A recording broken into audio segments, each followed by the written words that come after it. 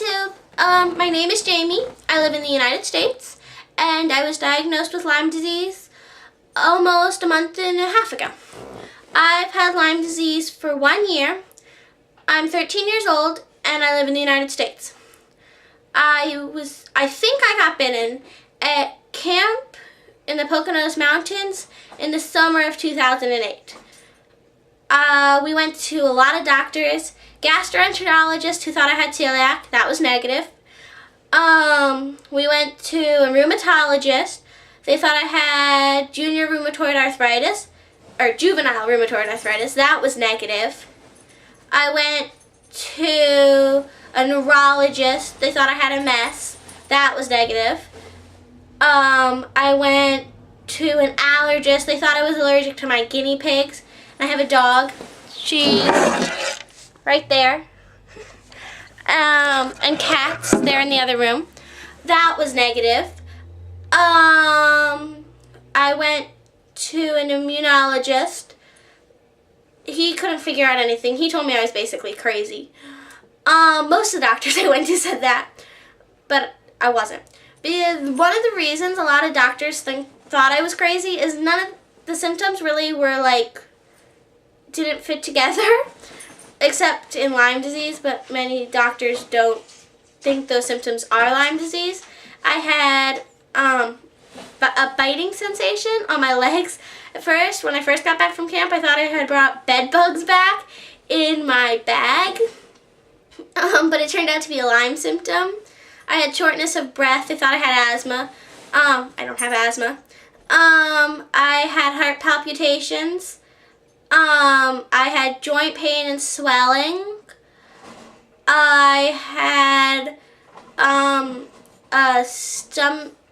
I didn't have anything wrong with my stomach, but the gastroenterologist thought that that the shortness of breath might be caused by my stomach. I'm not completely sure how those connect, but she tried to explain it.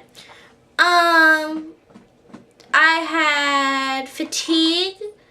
I had numbness in my hands and my feet, and that's why they thought I had MS. But I had an MRI, and that was negative. I had a CAT scan, and that was negative. The chronic sore throat is caused by sores in the back of my mouth, and I've had countless strep tests, but they all come back negative, and they think that's also connected to the Lyme. Sorry. I have memory fog, so I say a lot because I kind of lose my train of thought. And so we saw about 15 doctors in the last year. Some of the specialists I named. One night the joint pain got so bad, it hurt just to take off my shoes. Not that I was moving, like my mom was helping me, but just moving my ankle that much hurt. So she took me to Children's, but when we got there, it was a 3-hour wait, and or 5 hour, I think, like 3 to 5 hour wait or something like that. And so we're like, we can't stay here for that long because it was already like midnight.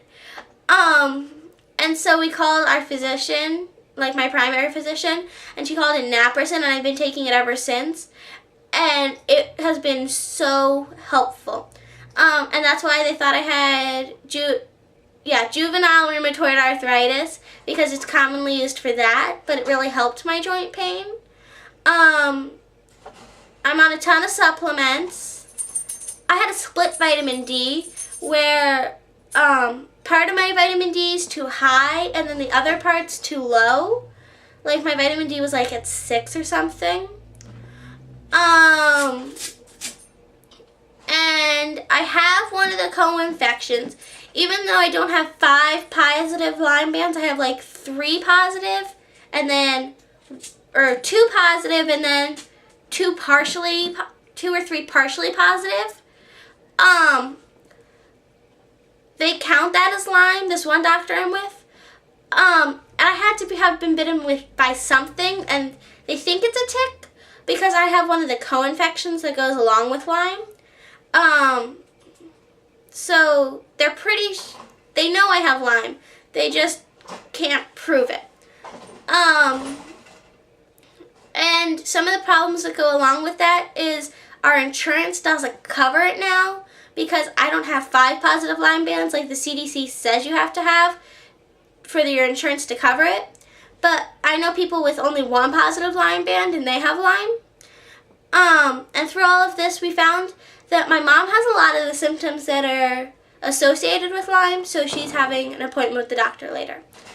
But I've had a lot of symptoms, seen a lot of doctors, had a lot of tests. I had MRI, a CAT scan, at least a dozen blood tests.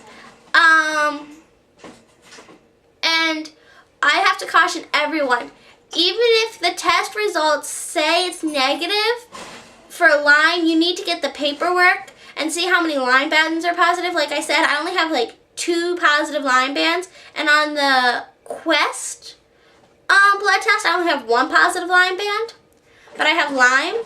So you need to get this sheet and check because it'll tell you it's negative unless you have 5, and not everybody has 5. But I had the Lyme test run 5 times. I've had at least 12 strep tests, maybe more. Sorry, that's my puppy.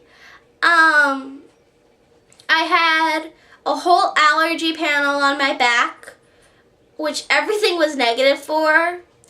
Like even the cats and the guinea pigs and the dog, but the dog's hyperallergenic. It's a Maltese.